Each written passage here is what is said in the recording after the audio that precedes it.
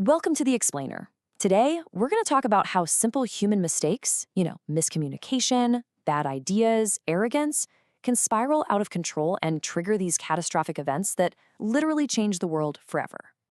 So let's just dive right in with a story that sounds so absurd it's almost hard to believe it's true. We're talking about a friendly fire incident so disastrous, it has become the stuff of legend. Okay, so picture this. The year is 1788. You've got this massive Austrian army, 100,000 soldiers strong, and they're on the march, getting ready to take on their enemy, the Ottoman Empire. A scouting party pushes on ahead to look for Ottoman forces. They cross a river, but instead of finding the enemy, they run into a bunch of locals selling schnapps. And this, right here, is where all the trouble starts. This is how many casualties the Austrian army might have suffered that night. We're talking wounded and killed, all without a single Ottoman soldier ever even firing a shot. So how on earth does an army inflict 1,000 casualties on itself? Well, the answer is a truly chaotic cocktail of alcohol, language barriers, and just pure, unfiltered panic. Okay, so here's how it all went down. It started when the first scouts, the ones who bought the booze, refused to share it with a second group of soldiers. An argument breaks out, someone fires a shot, and suddenly it's total chaos. In the dark, someone starts yelling, "Turks, Turks!" and the whole army, which was made up of soldiers speaking a bunch of different languages, just panics. When the German-speaking officers start shouting, "Halt!" other soldiers thought they heard Allah and figured the Ottomans were attacking. The commanding general, woken up by all the noise, does the unthinkable. He orders the artillery to fire into the darkness, right at his own men.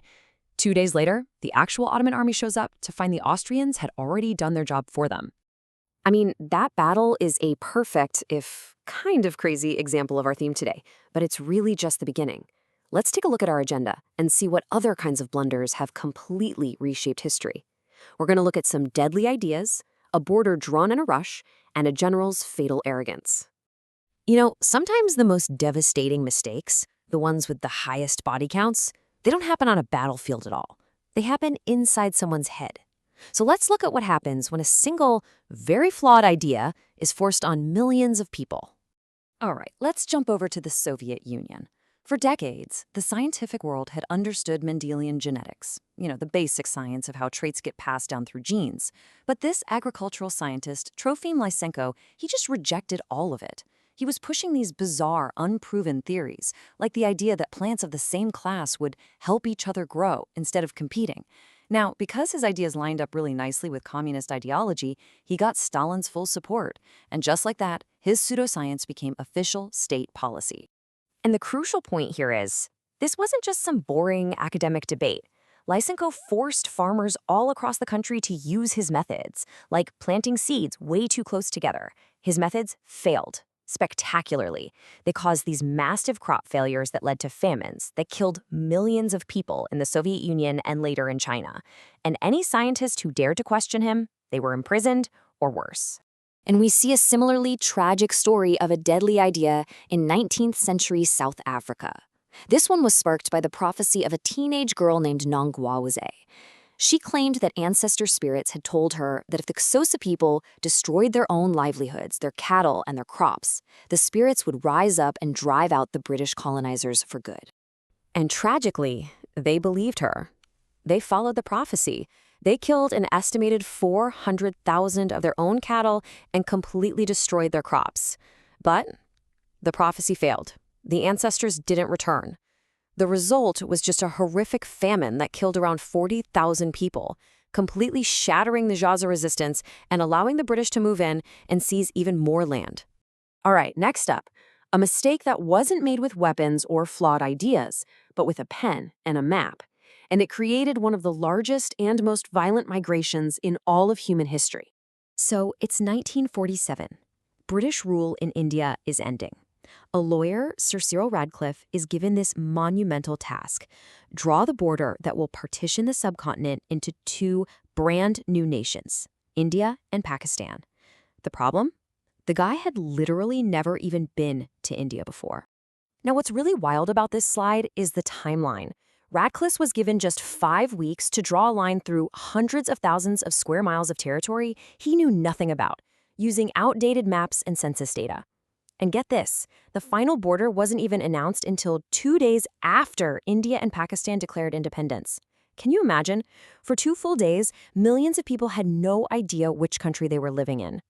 The result was absolute, total chaos.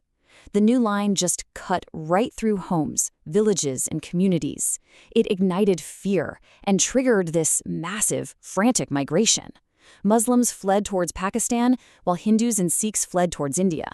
This bureaucratic rush led to horrific violence, displacing up to 20 million people and killing as many as 2 million. Finally, let's look at a mistake born from pure hubris, where one of history's most brilliant military minds fatally underestimated not just his enemy, but nature itself. In 1812, Napoleon Bonaparte, at the absolute height of his power, decided to invade Russia. He assembled the Grande Armée, a colossal force of nearly 500,000 soldiers, the largest army Europe had ever seen. He was expecting a quick, decisive victory. He thought it'd be easy. But the Russians, they refused to give him the fight he wanted. They used this brutal but brilliant strategy. They just retreated deeper and deeper into Russia. And as they went, they destroyed everything in their path. This scorched earth tactic left Napoleon's massive army with absolutely nothing to eat and nowhere to find shelter. So this is roughly the number of soldiers Napoleon led into Russia. A force that seemed invincible, an army that looked ready to conquer an entire continent. And this is the number who managed to escape. Fewer than 120,000 soldiers staggered out of Russia, and most of them were sick, starving, or crippled by frostbite. Napoleon actually reached Moscow, only to find it burning and empty.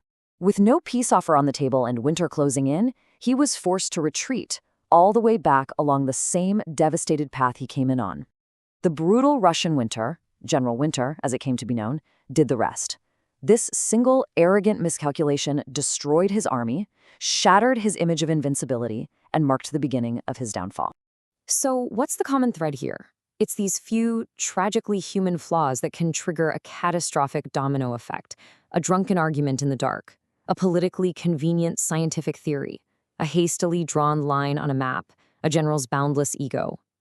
Each one was a single domino that set in motion events that toppled armies, starved nations, and literally redrew the map of the world. And this brings us to the real takeaway.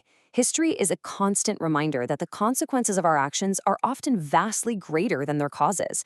It leaves us with one crucial question. What seemingly small decisions being made today are setting up the dominoes for tomorrow?